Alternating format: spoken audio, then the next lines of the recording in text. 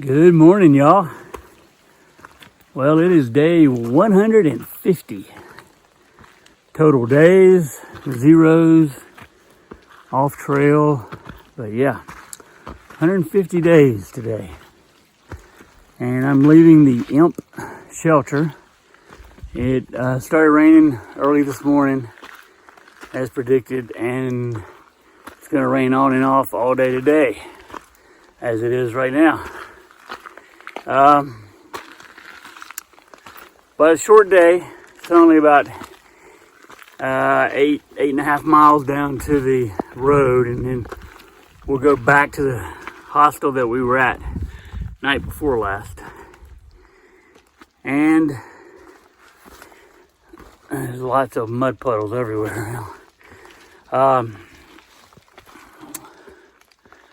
We have one big climb today, this one right here, Moriah, Mount Moriah. It is the last mountain in the White Mountains. So, yeah.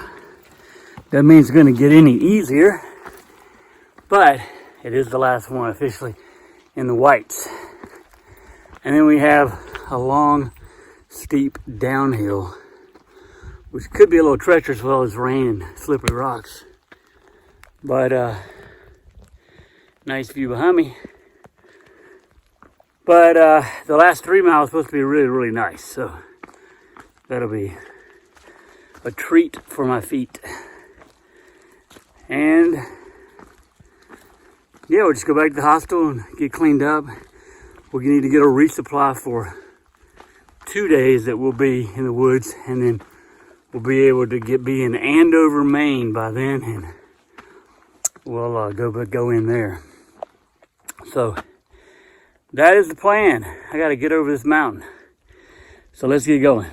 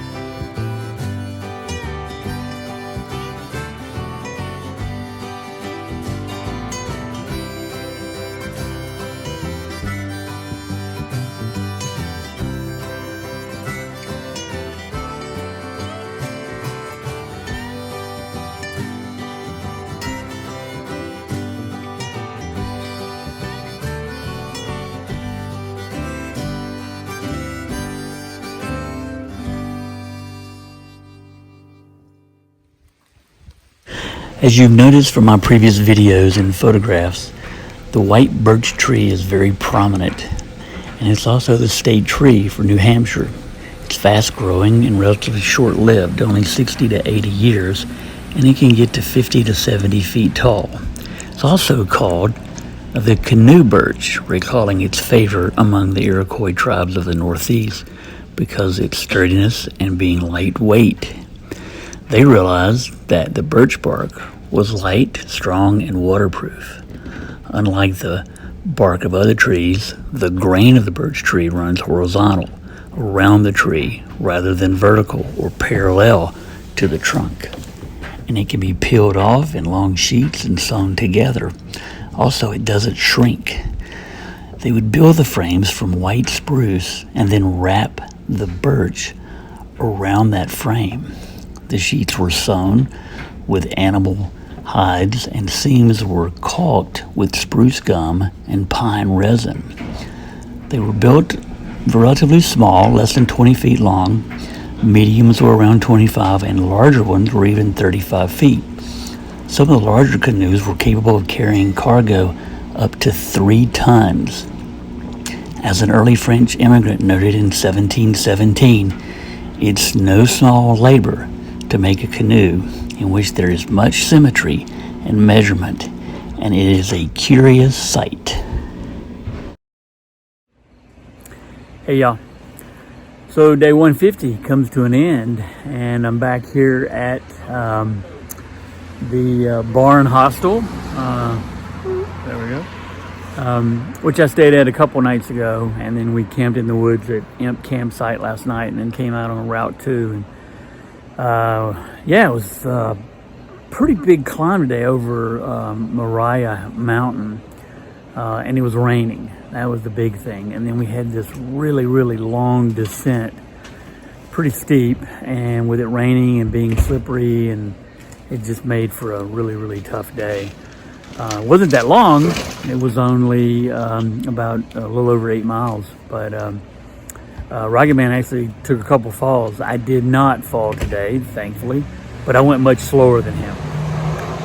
And then by the time we got down to the highway, Route 2 here, the rain had stopped, and there was actually somebody there doing trail magic, so we got a Gatorade and some chips, and then he offered to actually give us a free ride down here to the hostel, so we got in here pretty quick and got cleaned up, did our laundry, and made a run into the Walmart and got a resupply there, and then was able to eat some at a restaurant and get some Ben & Jerry's ice cream, and then get back here to the hostel. So yeah, the plan is 2 nights in the woods, and then we will be at another hostel over in Maine for resupply. So yeah, we're out of the White Mountains. That's the big thing. They are grueling. I don't think the terrain's going to change that much, but I'm hoping that there's just not that steepness, just straight up and straight down. Again, it's one thing to go up and be really, really tired and just drenched in sweat, and it, take a couple hours to get up there. But the harder thing for me is just going down. It's just pounding those knees and the feet. And there's been several other people do the same thing. They've had to take several days off. I think I mentioned a couple people had to go home. And I actually got to see the kid who may have snapped his Achilles tendon. He's actually staying here at the hostel. And I talked to him a little bit about his injury. And he's taking a bus in the morning to Boston, and he's going to fly back home to Atlanta. But yeah, he's looking at some major recovery time, especially if that Achilles tendon has torn. So I really felt bad for him. He's 22 years old, so it can happen to anybody. I'm 61, and I worry being this close, under 300 miles now at this point. We went under that mark today, and to have a major injury, and that'd be it. So thanks for hanging in there with me, guys. It was a big day, and we'll be out there again tomorrow, so we'll see you then. Thank y'all. Bye-bye.